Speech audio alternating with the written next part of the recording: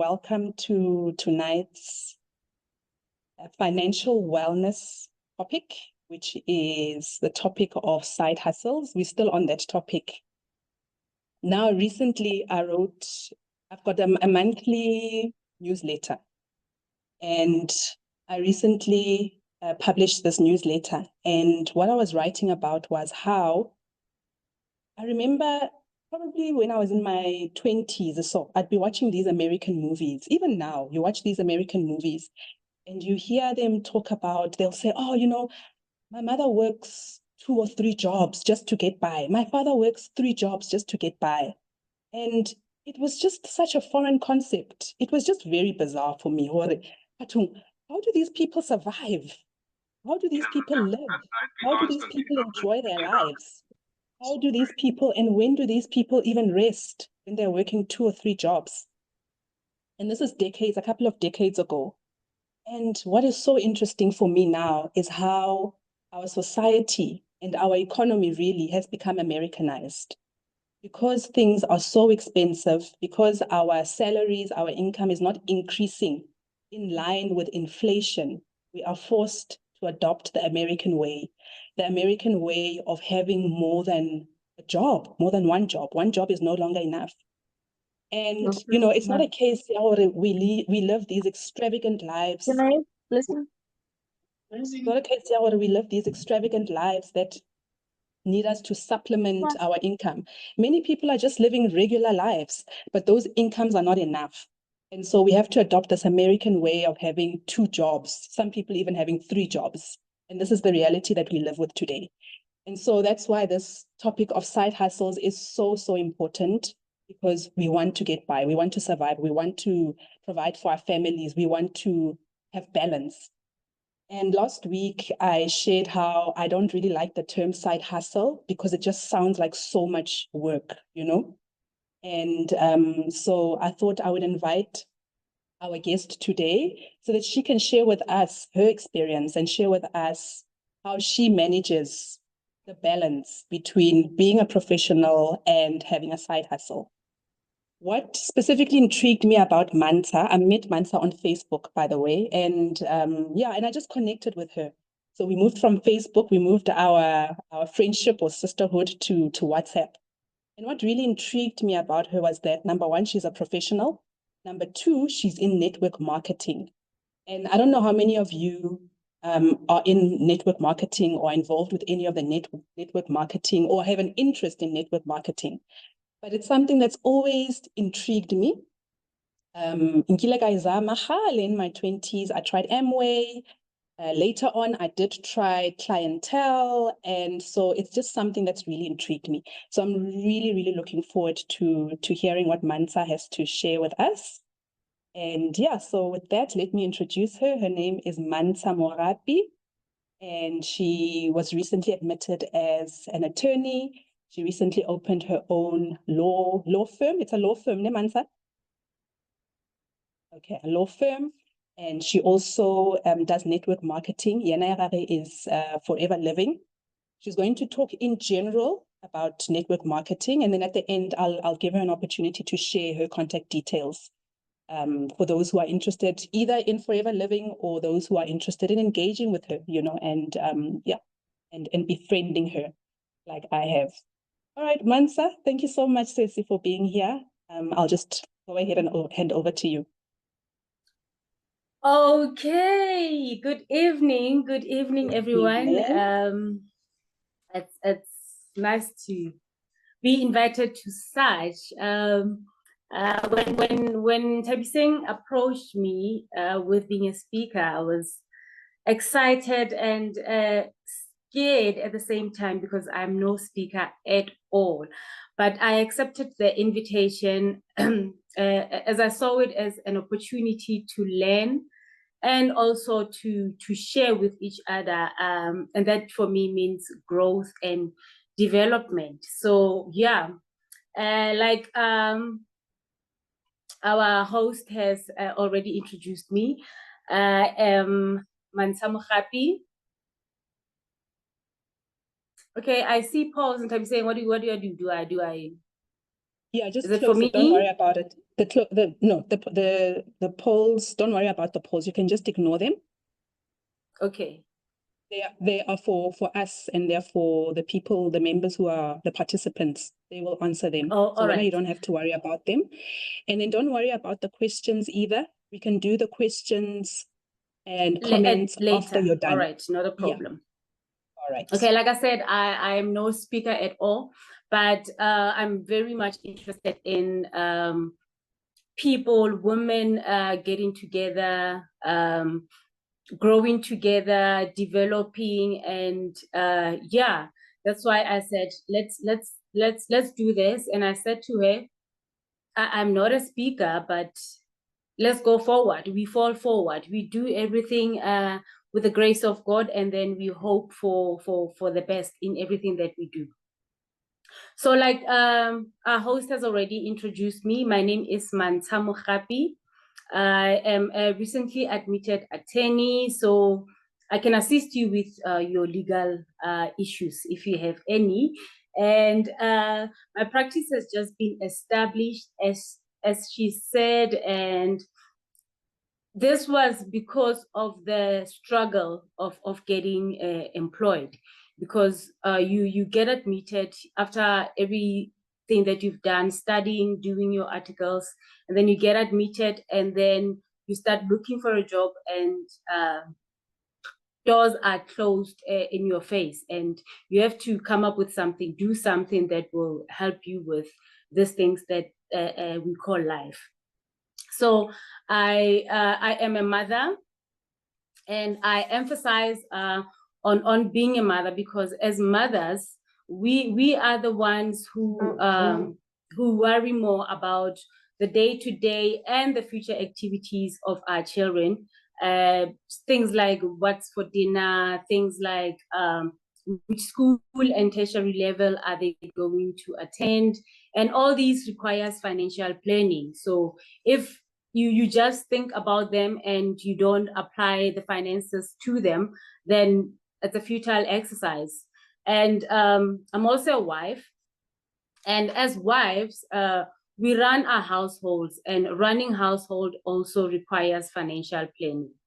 And it's very nice as a wife, as a woman, to be able to dig into your own finances, and not ask the husband or the father for each and everything. That's just my opinion. So it's always a nice thing to just be the one getting things done, not waiting for someone to do those things that needs to be done.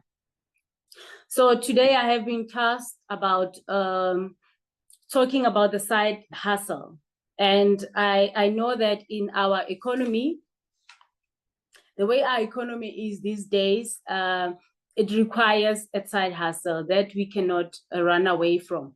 Be it you're a professional, be it you are just fresh from school, be it that you've been working for most of your life. And what I realized is that my years working at South African Airways, I worked in the aviation sector for like 16 years, and I did not take any side hustling seriously. Though I did side hustling there and there, but I didn't take it as serious as how the economy requires it to be taken serious right now. Because salary only is not sufficient to pay all our bills and to fund a lifestyle that we all want for ourselves and for our families. So side hustle it is, and there are different types of side hustling, and some are good, some are not good. So what is a side hustle? What is this side hustle that we always talking about? So a side hustle is just a way to make money outside of your primary job. You've got your 9 to 5 that you go to every day, and after work, from 6 o'clock, probably you're done with the kids' homework, you're done with cooking, and then what else do you do? That's when you must engage into something that will bring extra income into the family's finances. So that's where side hustling comes in. And it is also it can also be an additional job. As long as it is not in contradiction with your primary job, that can both supplement your income, or it can be used often to pursue a passion. Maybe you've got a passion for something else besides what you're doing as a primary job. And you can also use that to test a business idea that you have. Maybe you like to own a clothing shop one day. So you can start big by big. You can start small by selling maybe sneakers or maybe selling clothes, and that will be your side hustle for the time.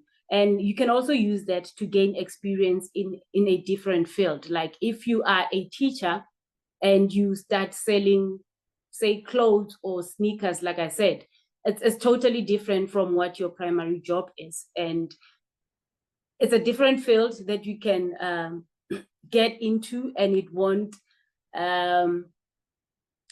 contradict or it won't disturb your primary job. So that's what a side hustle can be explained as. And in my case, I really have tried supplementing my salary. I'm just beating myself up for the one that I'm in right now, thinking that if I had started it when I had a proper job at the time, then I would have been very far. So in my times, in my case, yes, I've tried supplementing my salary over the years by embarking on a number of side hustles, purely without realizing that I was doing that. I sold clothes, as I mentioned. I sold shoes, and when I was doing it, it was like, no, I like shoes and I like clothes, so I'm just gonna sell what I like, because I can maybe influence other people with my style, which didn't go so well because my style is very different from other people's styles.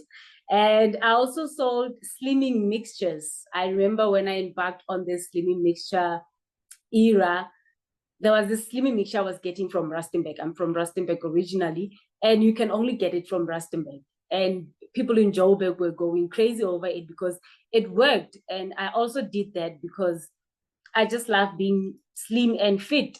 When I gain a little bit of weight, it's something that I need to work on. So that's what side hustling is. You can just embark on something that is totally different from what you're doing as a primary job, and then dwell into that as long as it is bringing money, because side hustle is supposed to bring an extra income into your household. And I also jumped into the Wagon Yabo Triple M. I'm sure most of us, or some of us, do know the Triple M and Bokipi. And I got roped into that purely because it promised money. It promised to give me some returns. But I got burnt and I got scammed. I can't really say I made anything from that because I was just investing and waiting to get paid, but it never came. So I then realized that this came under the guise of under the disguise of network marketing, because you know the word network marketing, but if you don't do your research or try to understand exactly what network marketing is, because you're just jumping in, you will be burned or you will be scammed. And that's what happened. And I also remember during COVID, there was Boma 100 Rand stock fails that I also fell into. I just love making money. I just love having my own money. And those 100,000 Rand stock fails, 100 Rand stock fails, I think I was in 2 of them, and I never got to see a penny of returns from those. I also get scammed, and these we get involved with because we want to make an extra money, like I said. And during COVID, the pandemic, the situation that was our economy was in, showed us that you can make money while you staying at home. You can make money while you're not out there chasing the money. You just have to be careful of what you getting yourself into. So in my research and in after being exposed to such, I decided, okay, let me just try and understand what is it that I want to get into. And I thought, let me just know what this network marketing is. So many things have come across as network marketing, but they've actually been exposed as Ponzi schemes. And what are Ponzi schemes? What is the difference between network marketing and a Ponzi scheme? Ponzi scheme might fall under, like I said, the guise of network marketing, but it's a different thing altogether, because Ponzi scheme is a form of fraudulent investment operations which lures us as would-be investors by promising high returns with little or no risk at all. And I emphasize little or no risk at all, because there's no risk involved, because you don't put in any work. You just put in the money and then you're expecting money to come back to you. I see a lot of people are still falling into such traps even now.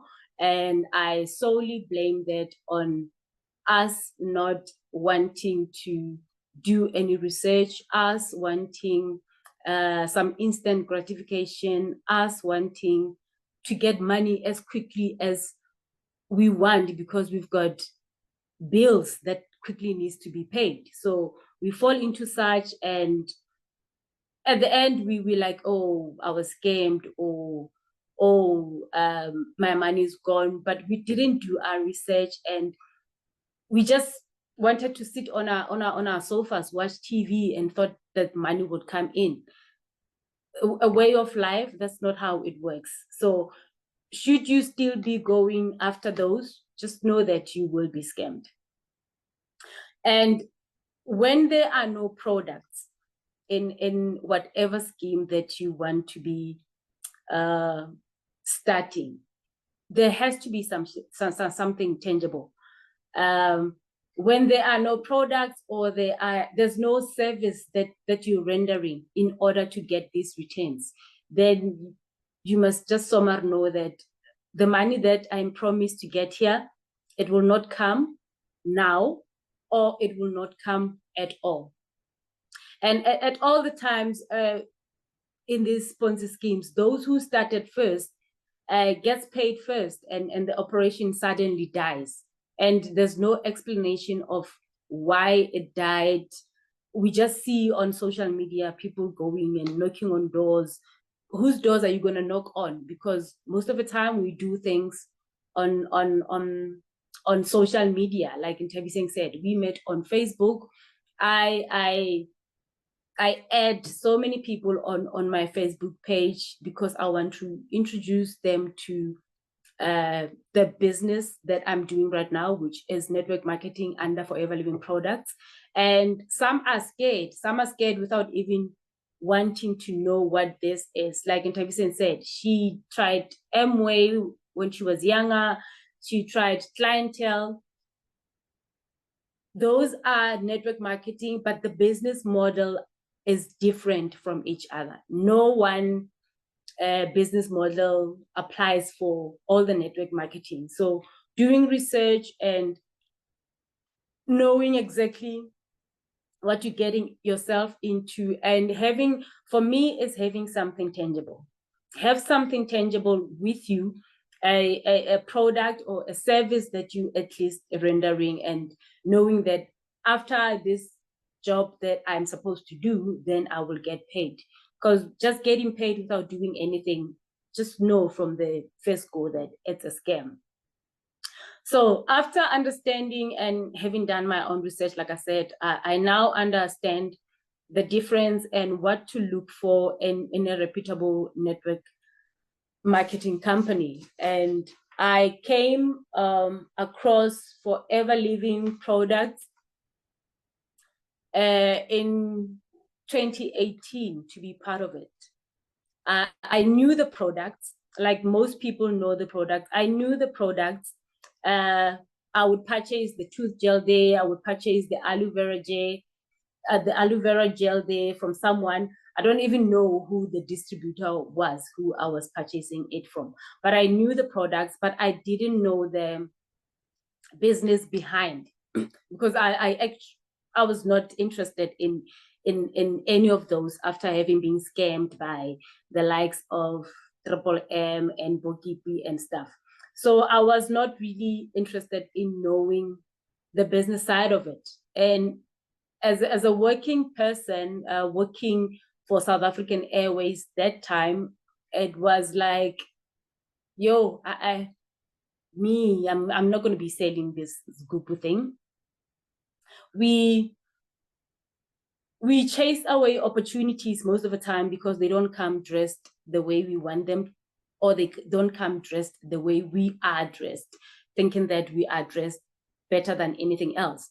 And we shy away from hard work, from work that doesn't maybe require you to wear a lipstick, stockings, a suit. We shy away from that. We want easy things. We want things that come glamorized. But the truth of the matter is, you can and you have to glamorize whatever situation, whatever job, whatever business that you embark on. It's yours. You have to glamorize it yourself. So what is network marketing? After having done the research and understanding what network marketing is, I came to an understanding that network marketing is also called multi-level marketing. Multi-level because they are, if you are in a reputable company, a reputable network marketing company, there will be levels that you have to reach at a certain stage to earn whatever money you think or you ought to be earning. And what is it, Nje, in plain simple words? It's just a business model that generates sales through independent representatives. So there will be representatives, aka distributors, good and well, very good and well, if I may add, if there's a product that these people are distributing. So you distribute these products by building a network of business partners. So by building a network of business partners, that's when the recruiting part in network marketing comes in. And this is solely for the purpose of assisting with lead generation. The group that you form, like the people that you recruit to build your team, all of you in a group are selling the same product, right?